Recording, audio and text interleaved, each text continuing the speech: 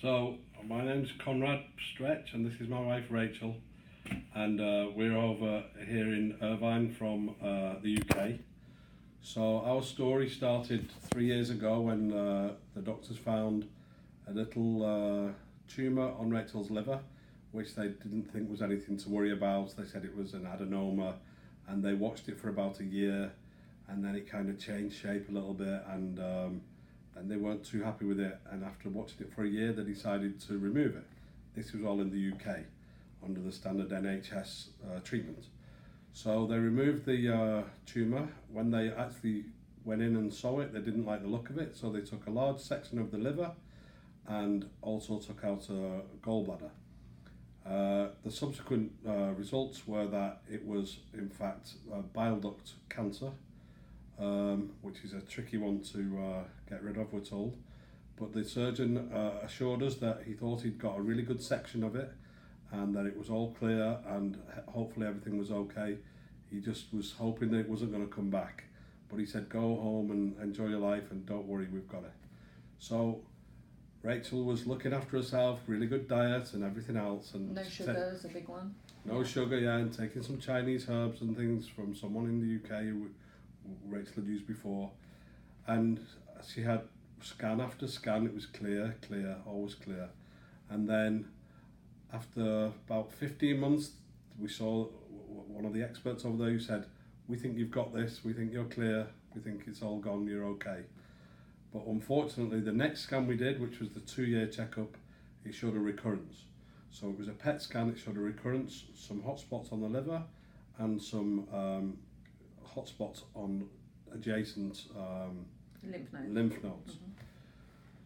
So we had the meeting with the surgeon over there who gave us the devastating news that Rachel had an incurable cancer, and that it was incurable, and that it was inoperable, and that it could be as severe as maybe only 12 months survival rate, based on stats. If I did the palliative chemo, yeah. It was 9 months without chemo. I was given. That was based on based on the stats they have in England, yeah. And on the lack of ability to treat this particular cancer. So we decided we didn't like the idea of that. So we actually got the diagnosis on the Friday, and on the Sunday we flew out to LA. Unfortunately, I have 2 brothers here. Rachel has a good friend here, so we flew straight out here, and we looked at possible options. We didn't know anything about this hospital, which is incredible as well, because one of our friends, her friend recommended this place to us, and in fact we'd only been here 2 days and this was the first hospital we walked into.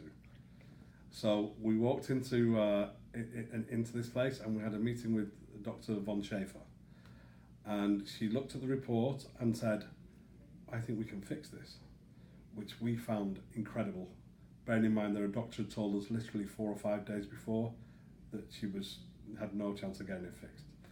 So I quizzed her, and she said, I'll tell you why. And she went through what she thought was going to be the right treatment to deal with it. And she said, you need to stay here for 2 weeks to begin with. Let me have you for 2 weeks and let me get you straight on it. So we did some therapies. We used a machine, a sepsonic sound therapy. We did some intravenous mistletoe and salicinium. And Rachel spoke to Liliana here as well and got the diet sorted out. She was already on a good diet, but Liliana was tremendous, the nutritionist, and gave her a super duper version of that diet, which she's still sticking to. So we did that for 2 weeks, and then we went back home. We saw an oncologist back in England who, quite surprisingly, was actually quite supportive of what we were doing here, bearing in mind they didn't really offer much over there. And he said I would continue with it, go back to America and continue with the treatment. So we'd already done we'd already done the RGCC Greek blood test. So we got the results from that. We had a telephone conversation with Virginia Von Schaefer when we were in England. She told us of some chemicals that she thought they'd be able to use to attack the circulating tumour cells, and said, get yourself back here and let's do that. So Rachel's now had 4 treatments of low dose chemo based on that result, targeted at her particular cancer. a little bit of hypothermia treatment, some more IVs, the mistletoe and the saltinium, a bunch of supplements. She's stuck with a diet as well.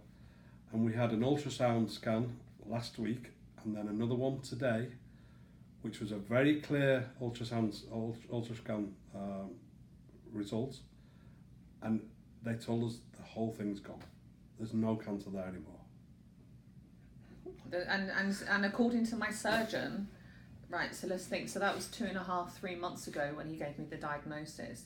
So according to the hotspots, they should have actually grown into tumours. So we would have seen some advancement in the disease. So there's not even any masses, no tumours. Like last time I developed a big tumour. There's nothing, my lymph nodes are all calm. Nothing can be detected on the ultrasound, and it's like a miracle. Now we know that the ultrasound, by the guys here said, look, ultrasound only gives you so much information. But like we would see some advancement. We think we would definitely see something there, and we can't see anything at all.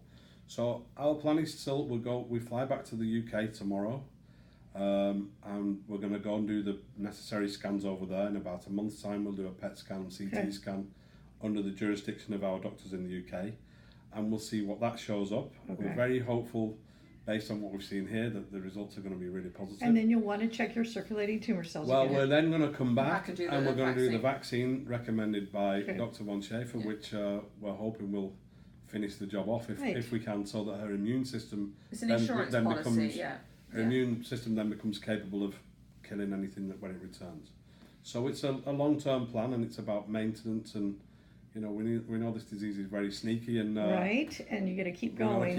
Lifestyle changes. But at the moment, in the short space of time, the way we've turned it around is incredible. Really incredible. And going back to the original ultrasound, when I first was diagnosed with this, when they were trying to find out what was on my liver, they actually saw it on ultrasound.